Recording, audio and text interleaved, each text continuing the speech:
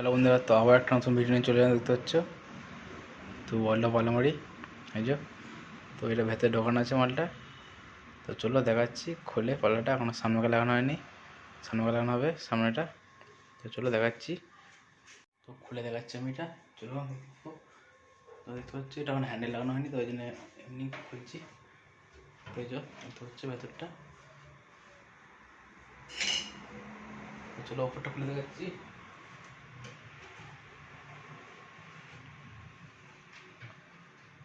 চলো আবার পেছনে ক্যামেরা দেখাচ্ছি তোমাদের, দেখতে দেখো।